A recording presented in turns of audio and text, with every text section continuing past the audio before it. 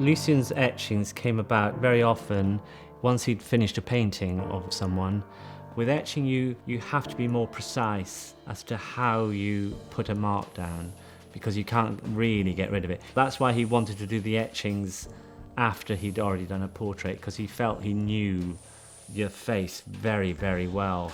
So it was a very different process, but the knowledge of knowing the face so well really helped him put the marks in the right place, how he wanted them.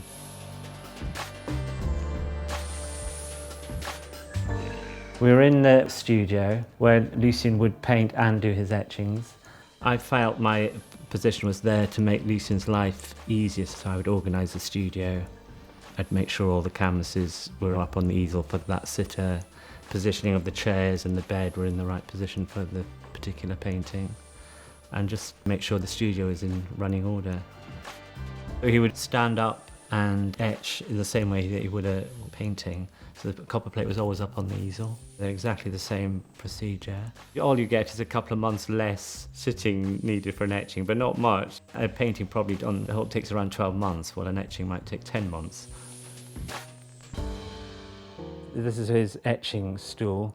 This is the bradawl he'd always used to make all the scratches in the plate. You just keep the point rather sharp by using these stones. Lucian also wore glasses for etching, but never for painting.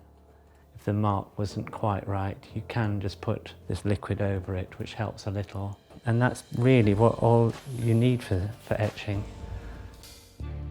Marc Balakjian really was a master printmaker, and he had his etching print studio in Kentish Town. I'd go along with Lucian with the plate ready to bite, and then Marc would have varying strengths of nitric acid to drop the plate in.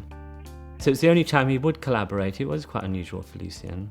Marc's expertise in printmaking really did help the brilliance of Lucian's drawings. This one's hand-coloured. There's only 2 or 3 etchings which have their own hand-coloured watercolour, this being one of them.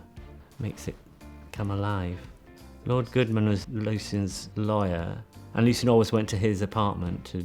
He did a number of drawings and this etching from his bed, hence the pyjamas. And it's a fine etching. I think it's one of the greatest. The etching of Big Sue was done whilst, Sue had been on holiday and had caught a bit of a suntan, so he was waiting for the skin colour to fade. Lucian wasn't very fond of ink or tattoos or piercings, really, so in the paintings of Big Sue, he quite often, I think, would just rub some paint over it so you couldn't see it.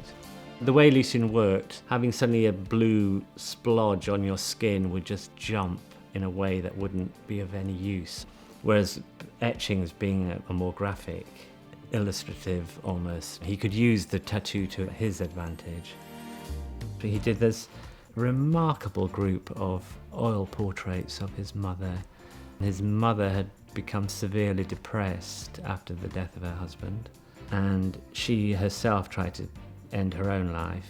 And from that day, Lucian then painted her every day until she died.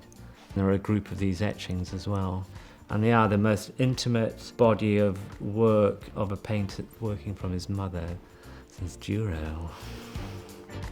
Bella is one of Lucian's daughters, and this is one of the earlier prints when he suddenly went up in scale. The first big head he did was of Kai, which is here in this collection, and again it's a big ambitious plate. It's a very nice collection that you have here. But then I also like the girl holding a foot. And Donegal Man is a great, and Bill Acquavella, the New Yorker, 2 very good late etchings. Printmaking is different to drawing, but it's this amazing middle ground between, it's not painting, but it's not graphic either. And all the time it's very, very exciting and mysterious, and this thing of acid and imagery and what's going to come through, and it's like alchemy or something.